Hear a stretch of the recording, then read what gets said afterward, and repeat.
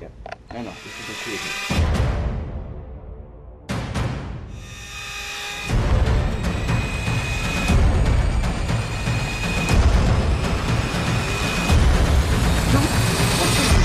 Today we're going to do a basic reloading video, but with a bit of a twist.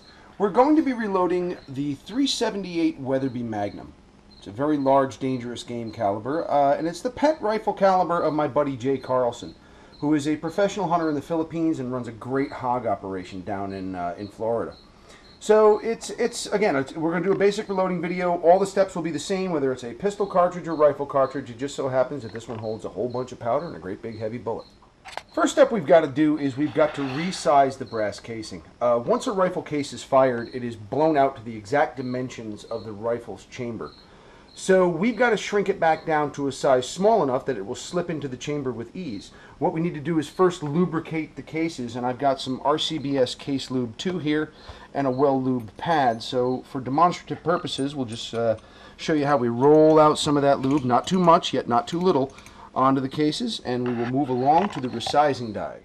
The .378 Weatherby has a great big case head. As you can see, the dimensions of it are much wider than any one of the Holland & Holland cases of the 3006 family cases.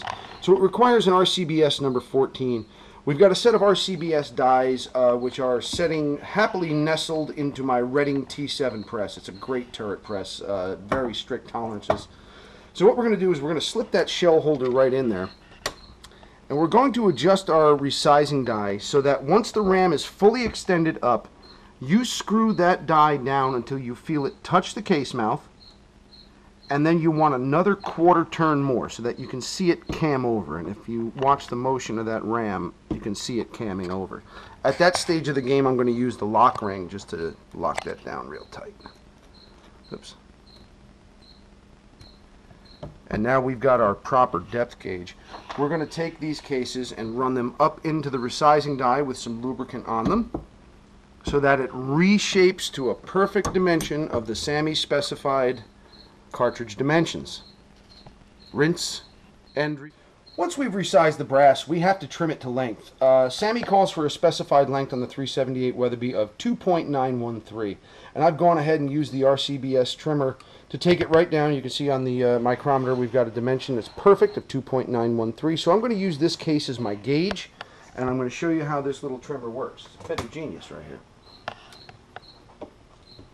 It has a universal jaw system, which will grab the .378 case mouth and guide it into the cutter.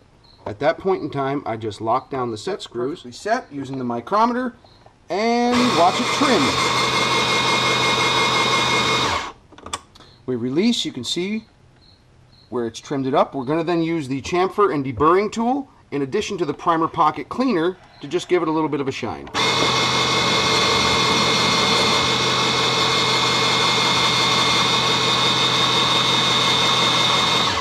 And there you have it, a resized, brand new shaped piece of brass. To reconstruct the loaded cartridge case, we need 3 additional steps. We've got to put a new primer in the primer pocket, we've got to reinstall a powder charge, and we've got to properly seat the bullet on top. What we're using here today is we're using CCI number 250 Magnum large rifle primers, which are here in our RCBS primer tray so the little buggers don't fall all over the floor. And I'm going to be using the T7 press mounted priming tool. I'm going to lower the ram on the press, insert the cartridge,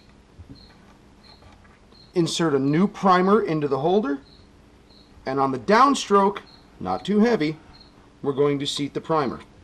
At that stage of the game, I run my finger over it to make sure that it's not anything other than flush or recessed. I want no protrusion, and you can see from a side angle that it is perfectly seated.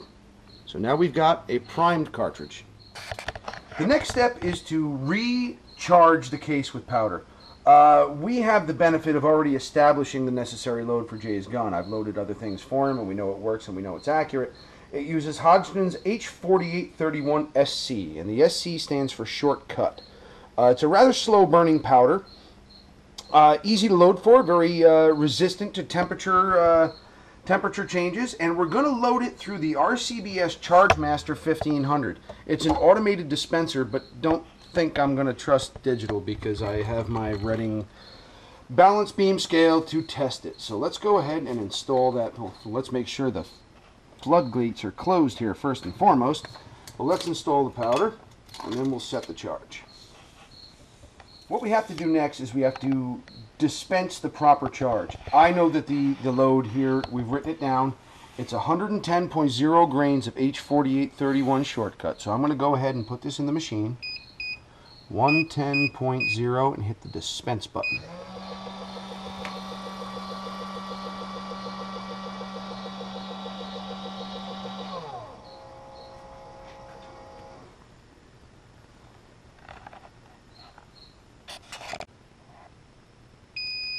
Our turkey is ready. We're going to set this machine to exactly 110 grains. And we're going to check it on the balance beam to make sure we don't have anything wrong with the digital end of life.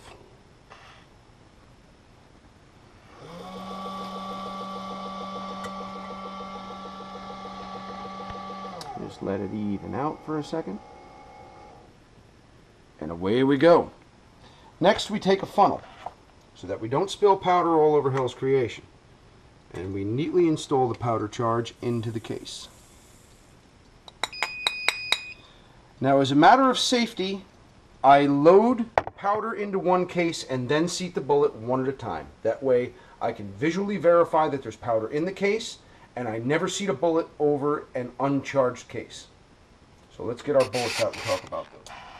The next step is to install the bullet. Now, Jay is on a very specific hunt. It's an elephant hunt, which has caused a lot of political turmoil lately, but that's not the scope of this project. What we have is a solid copper bullet with a flat point that is designed not to expand. It's just designed for penetration. It's a 375 diameter, 300 grain North Fork flat point. And as you can see by looking at it, it will hit like the hammer of Thor. So what we're going to do is adjust our seating die to properly press this bullet down into the case as such, and you'll see in 1 second what it looks like. Okay guys, we've got the seating die, which seats the bullet, screwed into the press. What you want to do from underneath, unlike the resizing die, you want to make sure you've got more clearance than is necessary, probably almost a turn and a half to 2 full turns underneath. And then what we're going to do is very simply gently seat the bullet into the case mouth.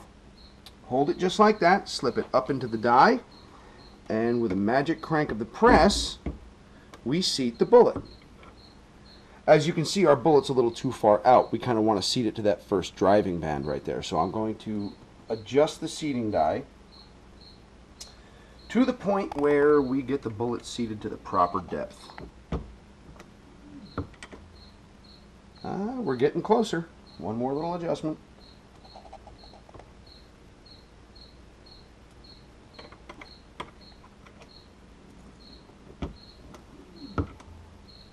And there we are. 3.68 is the magic number for the 378 Weatherby. So let's see, once we adjust the micrometer, what we have on the 300 grain North Fork flat point solid. 3.67. We're 100th under. So now you get the idea. We've gone from spent cartridge cases to a resized, reprimed, recharged case with a bullet seated on top. And Jay, I wish you happy hunting. If you get a chance, get a hold of Jay Carlson. Go down to Florida and hunt hogs with him. It's a blast of a time. Until later, Phil Massaro out.